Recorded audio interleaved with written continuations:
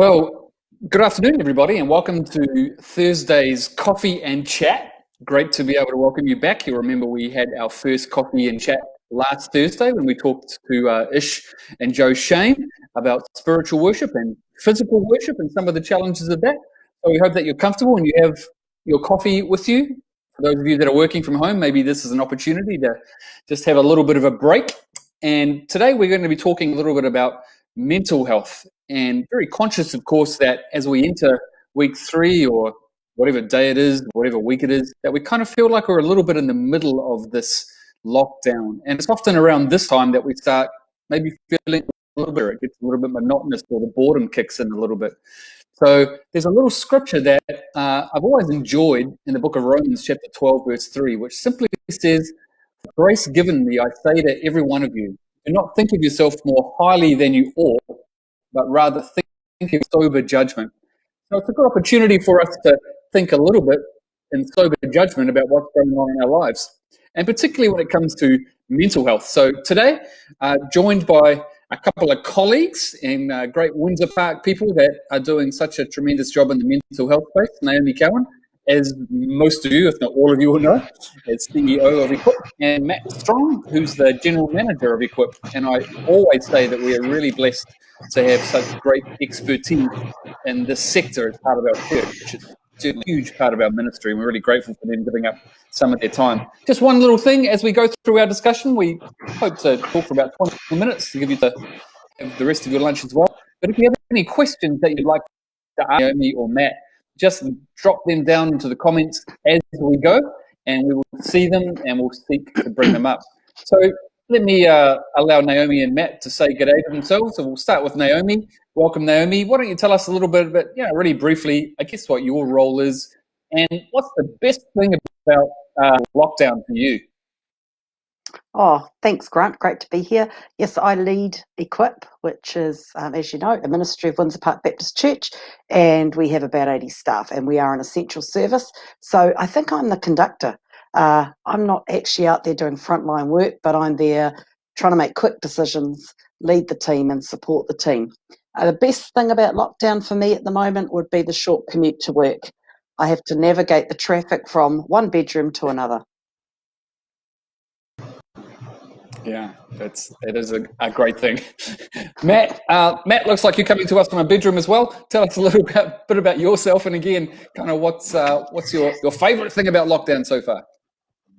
Yeah, thanks, Grant. Yeah, I'm the general manager at Equip, and basically what that means is sort of all the day-to-day operations, working with our team leaders to support them, to support our community support workers out in the community, helping those with mental health issues.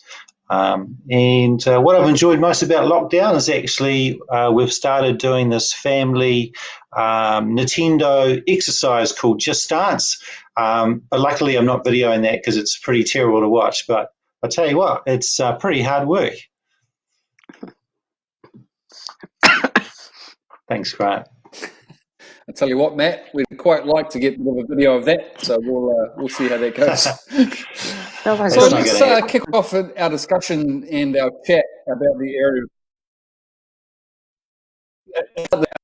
with Naomi. I in that scripture about having a good think about ourselves, sober judgment. It's with ourselves, how we're tracking, and maybe what's going on with us internally. What are some of the signs that we might see in ourselves if perhaps we are feeling stressed, if we're feeling a little bit uncertain, if we just aren't feeling quite right? What would be some of the signs that we might be able to see in ourselves? So, yeah, probably the big one is a different sleep pattern. Now, not because you may be watching box sets of Netflix till 3 a.m., but more you might notice that you are trying to go to bed at your normal time and get into sleep, but you're really having difficulty getting to sleep or staying asleep. So sleep patterns are actually a pretty good indicator that maybe your mental health is being impacted. I think too, you might, or others in your bubble might notice that you're perhaps a little bit more irritable than you usually are. So that's probably something that you need to be guided by those that are in your bubble with you if you're just sort of flying off the handle a bit more quickly than you normally would. I think too, if you're excessively checking your symptoms, your physical symptoms, like I woke up with a cold yesterday and I really had to get a grip of myself that, I wasn't about to jump in the car and go off and get tested. It was just a cold. So being aware of that, and perhaps being aware if you're doing that with other people in your bubble too, where you're perhaps excessively anxious about their well-being, then of course you may just overall be feeling very out of control, because there are a lot of things that we can't control at the moment. And you may be starting to have irrational thoughts. So all of those things can be flags that perhaps your mental well-being is being impacted. Yeah, that's a good thing. What would happen if somebody in our bubble kind of says to us, "Man, you're really getting irritable," or "I'm noticing these things about you." How should we receive that? How should we, I guess, have that kind of personality that might not get too edgy about that? What are some tips for us to think about in our bubbles? Well, can I first of all say, it is kind of hard to get brave and say that to somebody. But also, if we all carry that perspective of it would be kind of weird if you're not slightly on edge. I mean, we are going through a very stressful time. There's so many things we can't control. So it would be good to just acknowledge in your bubble, let's all assume we're a little bit on edge. And so then, if you can have that mindset, and if you can really, I guess we're all a church family, have the heart of Christ around this and be open and a bit vulnerable yourself to hear that from others, to not only get courageous to say it to someone, but to be prepared to hear that. And I think it's not the time to be stoic. It's definitely the time to put on a bit more of an authentic side to ourselves, and to be vulnerable and to be open to feedback and to welcome it. Because actually, feedback that's going to help you get on top of your mental well-being. Yeah, that's a big challenge I guess that's one of the big challenges for us in this situation, is that we feel a little bit vulnerable. This is way outside our control. We're kind of being told what to do by others, and we aren't so good at that. And so it's really a very abnormal situation for the way that we generally kind of live. What are some tips that we might be able to think about ourselves? Maybe we've recognized something, maybe somebody's had the courage to tell us something. What are some tips that might help us as we particularly go through this middle section of lockdown, where we're not starting and we're not ending, and it's feeling like, it's this burdensome for us? What are some tips to help us? Yeah, well, I think now's quite a important time, Grant, because we could be getting complacent. So we're seeing some of those, the positives coming down. The people that are being tested positive are starting to drop, and it would be easy to get a bit too relaxed. And it's the same with our mental health issues. I think now's the time to be slightly more vigilant than we were even at the start. And so some of the things you can do is the sensible basic stuff, like make sure you do get decent sleep, make sure you move, you exercise, whatever that means. Try and eat well. I mean, somehow I've managed to lose some weight on this whole thing, so I've got to assume I must eat more takeaways than I thought. Whatever. But that's the upside. I think putting really good boundaries around what you listen to and how much you listen to it.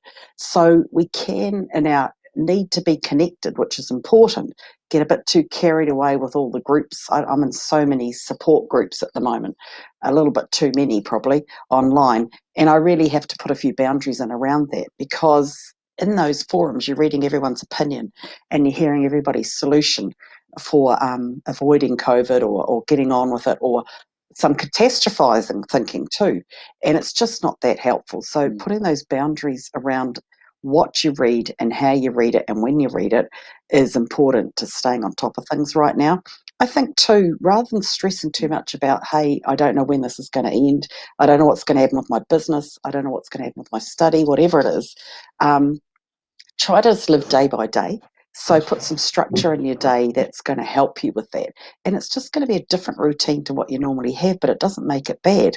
So, for example, I'm trying to make the weekends a weekend. So as we approach Easter, I am trying to put some things in, like some family catch-ups, some coffee with friends virtually, that are different to what happens during the week, and like saving the cleaning for the weekend so it feels different. So I think just trying to vary your routine so every day is not like Groundhog Day is important. That's just some things to think about.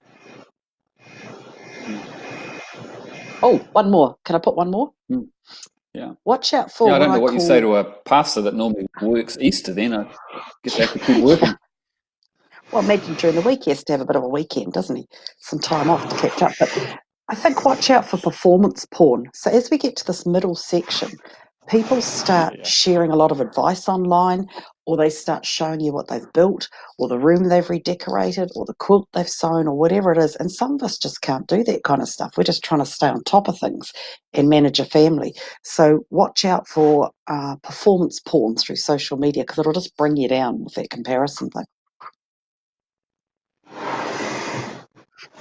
Yeah, no, absolutely right. I've taken on part of that advice myself because I've been receiving copious amounts of emails from people telling me how to lead well during this kind of pandemic, from people generally that haven't led at all through a pandemic, and then advice around, what the church is going to look like and what we need to do.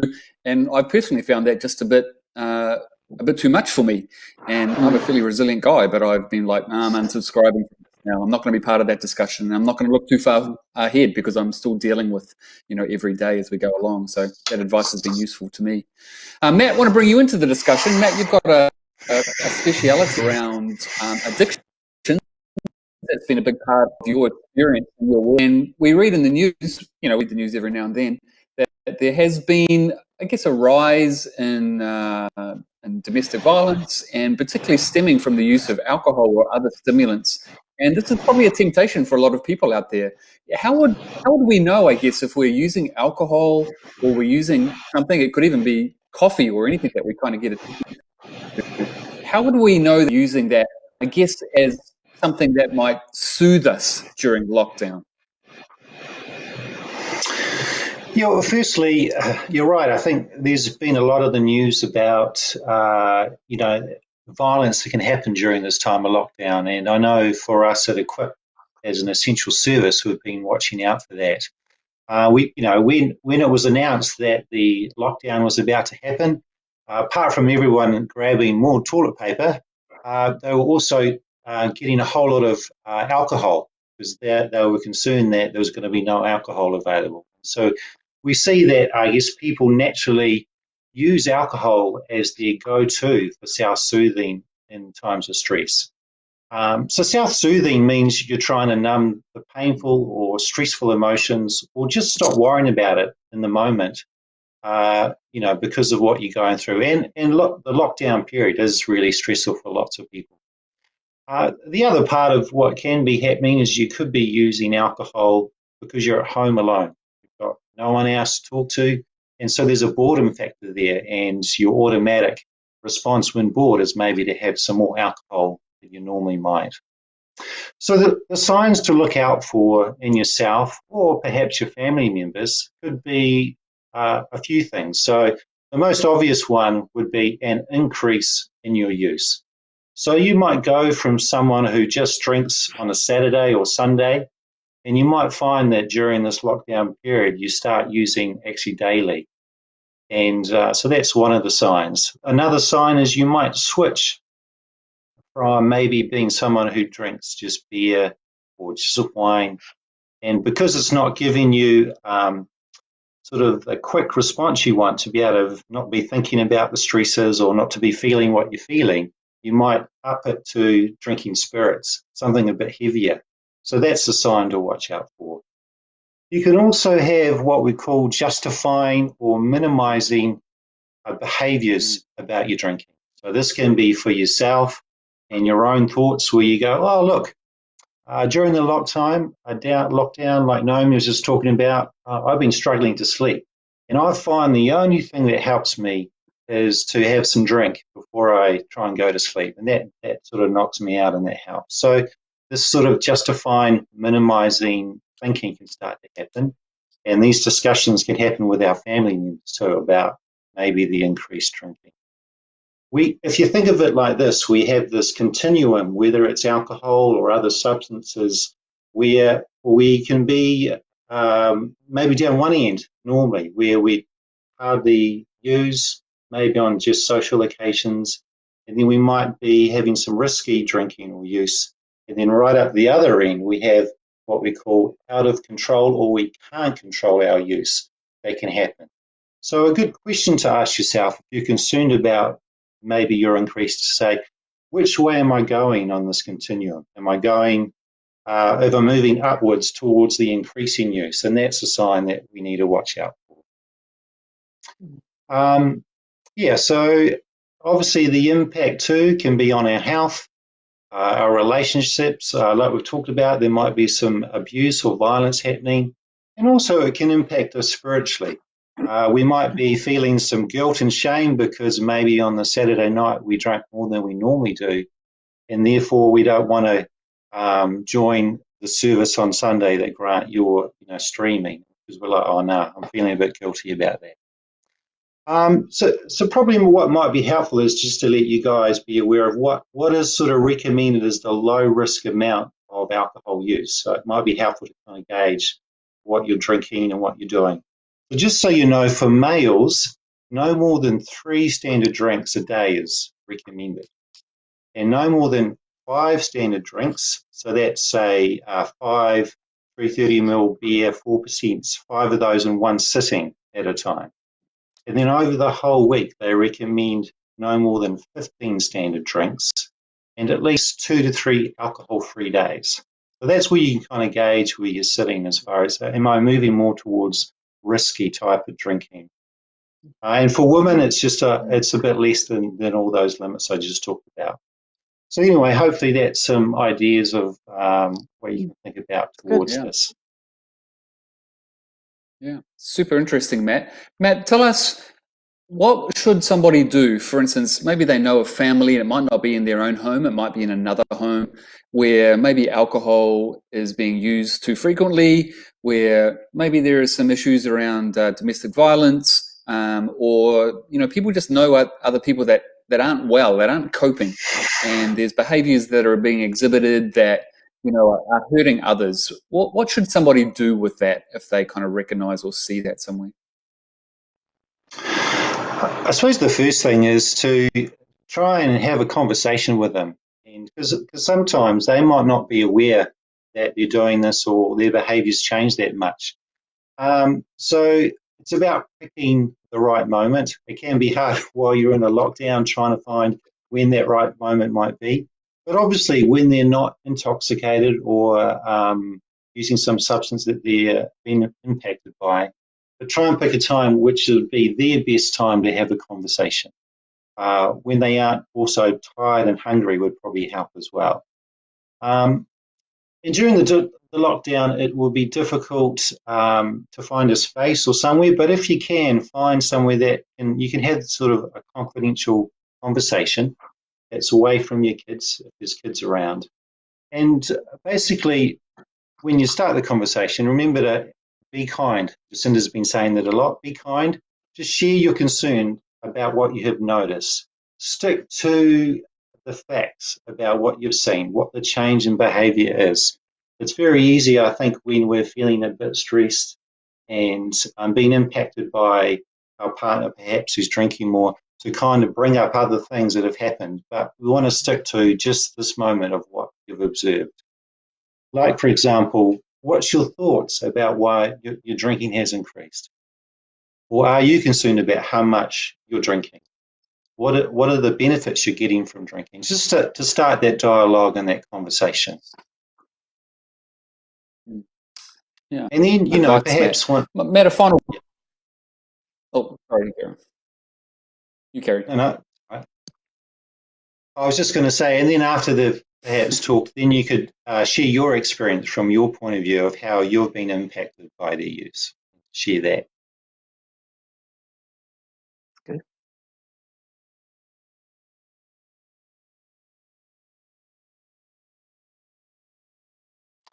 We could also encourage them to get support if, or Matt, you're not too sure. Maybe one more question for you. Sure. Sorry, the joy of slightly delayed coverage. I'm conscious of a lot of men, and men as open, perhaps, aren't as vulnerable as Naomi was saying before that we should be. What would your advice be to men specifically if they, are identifying things, if they're feeling kind of stressed out, and they aren't historically good at sharing their feelings, what would you say to blokes that are tuning in? Yeah, I think that's a really good point, Grant, and it is difficult for blokes to kind of share any of their feelings. I found even when you talk to them about possibly finding just one person they can talk to, even that's too much for them. They just, don't want to share. So what I recommend for those men out there who would say, look, I don't really want to talk to anyone about what I'm going through, there is the number you can call, the 1737 number, and you can text or you can phone. And so this is someone on the other end of the line who's a counsellor who will keep it confidential. And it just means it's outside of anyone you know if you're concerned about that. And it's just one opportunity you have to start again the conversation and get some support for yourself.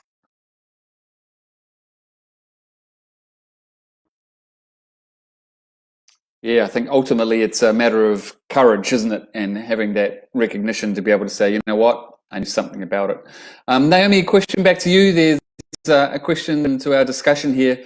What signs should we notice in people that might suggest that they're struggling with their mental health? I guess whether they know it or not. And how can we help them in that time? What are some of those signs that we might see in others? I guess you'd sum it all up by a change in their reactions, a change in their demeanour. So the whole thing of you might notice the person you're with is a lot more irritable. You might notice that if you're the designated shopper, when you come home, suddenly they're excessively vigilant about cleaning everything down, stuff like that. So really, mood changes, behaviour changes that are just so personal. It's different for each person, but when you notice that, I'd just take that as a fairly basic clue that this person is anxious or struggling a bit.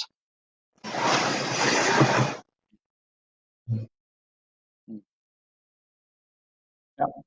Fantastic. I don't want to kind of take our conversation too much further. We're kind of almost out of time, but I just want to say to folks that might be tuning in or might tune in a little bit later, whether you're not watching it, not live, is, if you have questions around things that you want to discuss, particularly with experts like Naomi and Matt, then feel very free to continue to add questions, and we'll be checking back in with those questions, later in the day, tomorrow.